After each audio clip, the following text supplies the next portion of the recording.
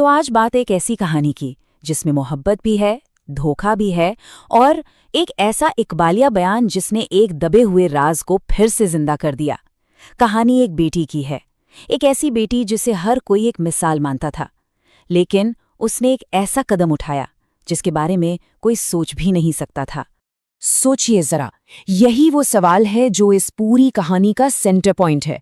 एक ऐसा सवाल जिसने ना बड़े बड़े तजुर्बेकार पुलिस वालों को भी हैरान कर दिया। भाई आखिर ऐसी क्या वजह हो सकती है कि कोई कातिल जो लगभग 3 साल से आजाद घूम रहा था वो खुद ब खुद चल के पुलिस स्टेशन पहुंच जाए और कहे मैंने जुर्म किया है।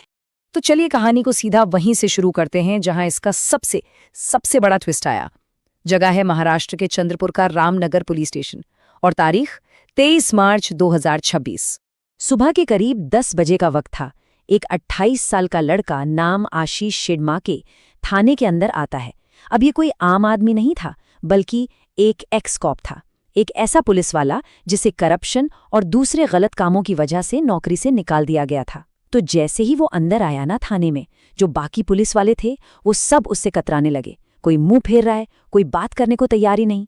आशीष के हाथ में ना एक छोटी सी मुड़ी तुड़ी पर्ची थी। वो सबसे जिद कर रहा था, प्लीज कोई इसे पढ़ लो, बस एक बार पढ़ लो।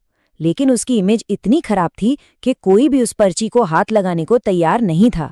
सबको लग रहा था कि भाई इस बदनाम आदमी से पाला पड़ा तो मुश्किल हो जाएगी।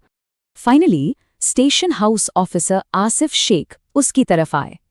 आशीष ने वो पर्ची सीधा उन्हें थमा दी और उस पर्ची पर कुछ नामों के साथ सिर्फ 4 शब्द लिखे थे, हमने एक हत्या की है। बस इन 4 शब्दों ने पूरे थाने का माहौल एक झटके में बदल दिया। तो अब सवाल ये था कि हत्या किसने की, और सबसे बड़ा सवाल क्यों की। ये समझने के लिए कि इस एक्स कॉप ने आखिर ये इकबालिया बयान दिया क्यों, हमें थोड़ा पीछे जाना होगा। चलिए कहानी को रिवाइंड करते हैं साल 2022 में।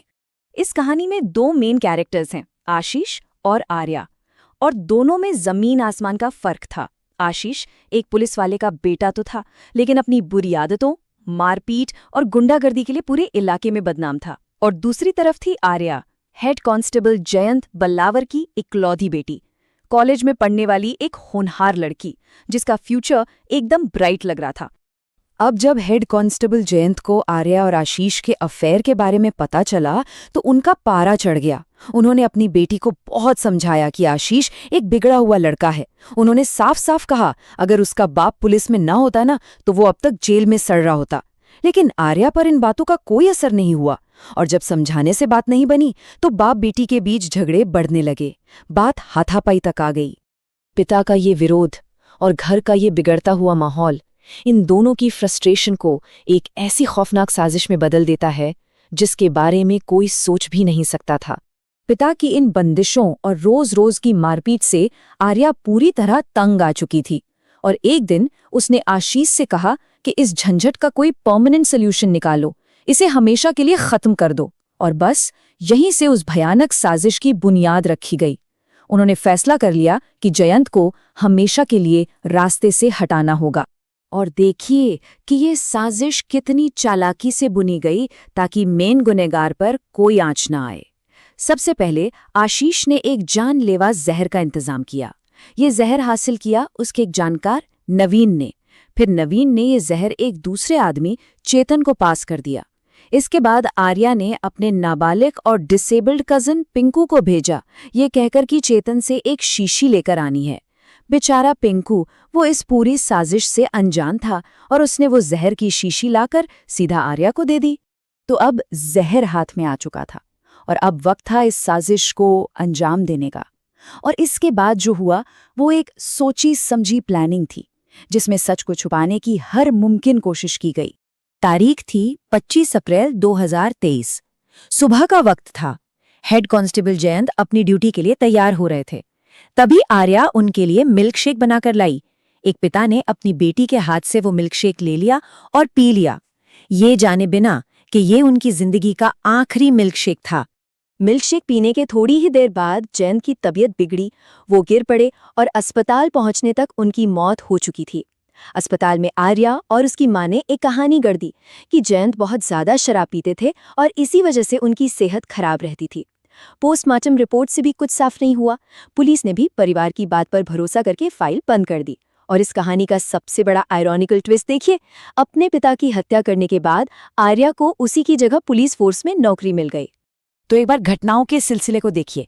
अप्रैल 2023 में हत्या हुई और आर्या पुलिस में भर्ती हो गई। 2025 में जब रास्ता साफ हो गया तो आशीष और आर्या ने शादी कर ली। उनका मकसद पूरा हो गया। लेकिन जनवरी 2026 में आशीष को करप्शन के चार्जेस में नौकरी से निकाल दिया गया और उसके सिर्फ 2 महीने बाद मार्च 2026 में वो खुद ही पुलिस स्टेशन पहुंच गया अपना जुर्म कबूल करने। अब एक ऐसा रिश्ता जिसकी नींव ही एक इतने बड़े खौफनाक राज पर रखी हो, वो भला प्रेशर में कैसे टिक सकता था? आशीष का नेचर तो हमेशा से ही वायलेंट था, लेकिन जब वर्दी की ताकत हाथ से गई तो वो पूरी तरह बिखर गया। अब उसकी सारी फ्रस्ट्रेशन, उसका सारा गुस्सा अपनी पत्नी आर्या पर निकलने लगा। सोचिए, जिस लड़की के लिए आर्या ने अपने पिता की हत्या की साजिश रची, अब वो उसी के हाथों हिंसा का शिकार हो रही थी। रोज रोज के झगड़े, मार पिटाई, इसने उनके रिश्ते को पूरी तरह खोखला कर दिया था।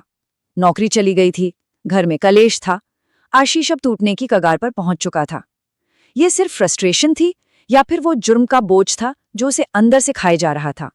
तो चलिए वापस आज पर आते हैं और देखते हैं कि इस सनसनीखेज कबूलनामे के बाद अब आगे क्या हो रहा है, कानून अपना काम कैसे कर रहा है और पुलिस के सामने क्या चैलेंजेस हैं। आशीष के बयान के आधार पर पुलिस ने 4 लोगों को अरेस्ट किया है। पहला तो खुद आशीष, जो इस साजिश का मास्टरमाइंड था। दूसरी आर्या, जो इस साजिश में बराबर की पार्टनर थी।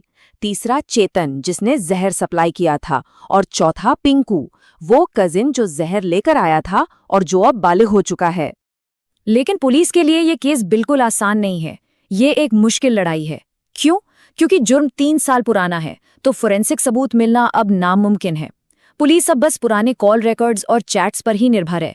और इस केस की सबसे कमजोर कड़ी है खुद आशीष का बयान। पूरा केस बस उसी के कबूलनामे पर टिका हुआ है। अगर वो कोर्ट में जाकर अपने बयान से मुकर गया तो किसी को भी सजा दिलाना बहुत बहुत मुश्किल हो जाएगा।